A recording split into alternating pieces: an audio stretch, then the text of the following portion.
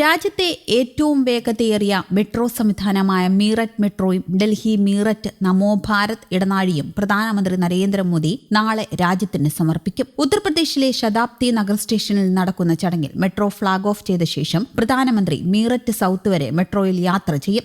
RRTSന്റെ പൂർണ്ണരൂപം regional rapid transit system എന്നാണ്. നമോ Bharat RRTS ഒരു അതിവേഗ ഉയർന്ന ശേഷിയുള്ള റെയിൽ സംവിധാനമാണ്. ഇത് പ്രധാന നഗരങ്ങളെ അടുത്തുള്ള പട്ടണങ്ങളുമായി 1 മണിക്കൂറിനുള്ളിൽ ബന്ധിപ്പിക്കുന്നതിനായി പ്രത്യേകം രൂപകൽപ്പന ചെയ്തിരിക്കുന്ന ഒന്നാണ്. വിദേശികൾക്ക് നമോ ഭാരത് ട്രെയിൻ സാധാരണ മെട്രോയേക്കാൾ വേഗതയേറിയതും കുറച്ചു തവണ മാത്രമേ നിർത്തുന്നുള്ളൂ എന്നതും ഉള്ളതാണ്. ഏകദേശം 12,930 കോടി രൂപയുടെ വികസന പദ്ധതികൾക്കാണ് ഇതോടെ മീററ്റിൽ തുടക്കമാകുന്നത്. മീററ്റ് സൌത്ത് മുതൽ മോഡിപുരം വരെയുള്ള പാതയിലാണ് മെട്രോ സർവീസ് നടത്തുക. മണിക്കൂറിൽ 120 കിലോമീറ്റർ വേഗതയിൽ സഞ്ചരിക്കുന്ന മെട്രോ ഇന്ത്യയിലെ ഏറ്റവും വേഗതയേറിയ മെട്രോ സംവിധാനമായി മാറും. മുഴുവൻ ദൂരവും എല്ലാ സ്റ്റോപ്പുകളിലും നിർത്തി വെറും 30 മിനിറ്റ് കൊണ്ട് ലക്ഷ്യസ്ഥാനത്തെത്തും. 3 കോച്ചുകൾ വീതമുള്ള ട്രെയിനുകളാണ് സർവീസിന് ഉപയോഗിക്കുന്നത്.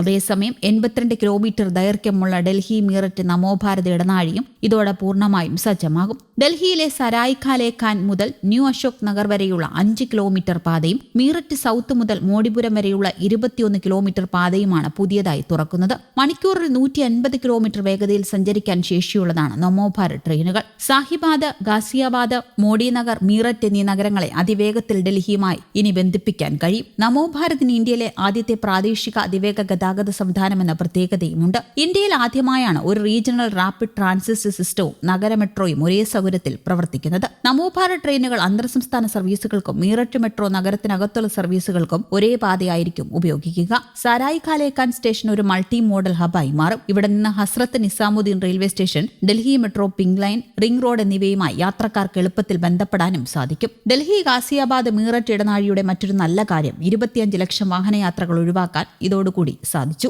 ഊർജ്ജത്തിന്റെ ഒരു പ്രധാന ഭാഗം പുനരുപയോഗ ഊർജ്ജ സ്രോതസ്സുകളിൽ നിന്നാണെന്ന് പറയേണ്ടതില്ല. ട്രെയിൻ ഓപ്പറേറ്റർമാരിലും സ്റ്റേഷൻ കൺട്രോളർമാരിലും 35% സ്ത്രീകളാണ്. 2025-2026 സാമ്പത്തിക സർവേ എടുത്തു കാണിക്കുന്നതും ഇതുതന്നെയാണ്. അവരിൽ പലരും അടുത്തുള്ള പട്ടണങ്ങളിൽ നിന്നും ഗ്രാമങ്ങളിൽ നിന്നുമാണ് നിയമിക്കപ്പെട്ടിരിക്കുന്നത്. കൂടാതെ ജപ്പാൻ തങ്ങളുടെ ബുള്ളറ്റ് ട്രെയിനുകളുടെ ചരക്ക് ഗതാഗതത്തിനായി പരിഷ്കരിക്കുമ്പോൾ ഇന്ത്യ തങ്ങളുടെ ആദ്യത്തെ പാസഞ്ചർ ബുള്ളറ്റ് ട്രെയിൻ പദ്ധതിയായ മുംബൈ അഹമ്മദാബാദ് ഹൈസ്പീഡ് റെയിൽ പാതയുടെ നിർമ്മാണ പ്രവർത്തനങ്ങളിലാണ്. ഏകദേശം 508 കിലോമീറ്റർ ദൈർഘ്യമുള്ള പാത യാഥാർത്ഥ്യമാകുന്നതോടെ മുംബൈയിൽ നിന്ന് അഹമ്മദാബാദിലെത്താൻ വെറും 1 മണിക്കൂർ 58 മിനിറ്റ് മാത്രം മതിയാകും. ട്രെയിനുകളുടെ പരമാവധി വേഗത 350 കിലോമീറ്റർ ആയിരിക്കും. കടലിനടിയിലൂടെയുള്ള 7 കിലോമീറ്റർ തുരങ്കമടക്കം ഏകദേശം 21 കിലോമീറ്ററോളം ദൂരം ഭൂമിക്കടിയിലൂടെയാണ് ഈ പാത കടന്നുപോകുന്നത്. മുംബൈ, താനെ, വിരാർ, ബോയ്സർ, വാപ്പി, ബിലിമോറ, സൂറത്ത്, ബറൂച്ച്, വഡോദര, ആനന്ദ്, അഹമ്മദാബാദ്, സബർമതി തുടങ്ങിയവയാണ് പ്രധാന സ്റ്റേഷനുകൾ. ഗുജറാത്തിലെ സൂറത്തിനും വാപ്പിക്കുമിടയിലുള്ള 100 കിലോമീറ്റർ പാത ആദ്യം തുറക്കും. 2029 ഡിസംബറോടെ പദ്ധതി പൂർണ്ണമായി സജ്ജമാകുമെന്നാണ് അധികൃതർ വ്യക്തമാക്കുന്നത്. അതേസമയം 2026-27 കേന്ദ്ര ബഡ്ജറ്റിൽ ധനമന്ത്രി നിർമ്മല സീതാരാമൻ ഇന്ത്യയുടെ ഭാവി റെയിൽ പദ്ധതികളെക്കുറിച്ച് നിർണായക പ്രഖ്യാപനങ്ങളാണ് നടത്തിയിരിക്കുന്നത്. അടുത്ത 5 വർഷത്തിനുള്ളിൽ 7 പുതിയ ഹൈസ്പീഡ് റെയിൽ കോറിഡോറുകൾ വികസിപ്പിക്കാനാണ് പദ്ധതി.